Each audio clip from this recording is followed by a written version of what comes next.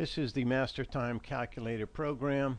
Basically, it reads your clock right off the computer, takes the time. You would put this in at your origin point of a high or a low, and this has the number of cycles or iterations you want to do it. You can count time forward or count times backwards, and the increments would be minutes, hours, days, weeks, months, or other, any kind of increment you may want to do. So let's just hit the run button and see what happens. Here we have 25 iterations of days, so it's just counting a day right from here.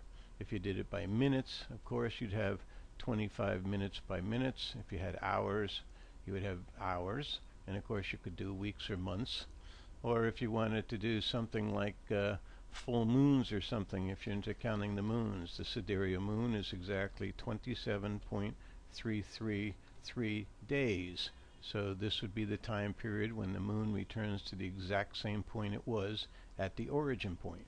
So you can do any time period that you'd like by just clicking on these.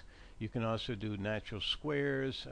Basically, here's the natural squares: 2 squared, 3 squared, 4 squared, 5 squared in terms of days. You can march around the square of 9. You can do square roots of numbers in terms of these times. And you can also add or subtract numbers. So from the origin date here, if we wanted to add 360, we hit that and we're counting 360 days. But you could also square it out in hours. Or if the S&P futures, let's say, we're trading at the 1300 level, you could just add 1300 minutes from this date, and this would be the time when you would get a square out of exactly 1300 minutes.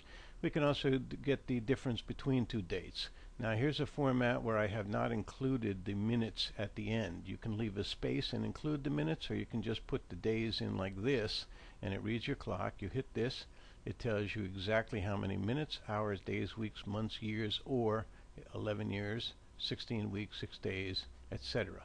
So, and then you can increment it day by day by day, and there's a move for you. So it will basically handle any type of time problem going forwards or backwards. If you count backwards, for instance, here's the dates going backwards. So there's a lot of good use that you can put this program to.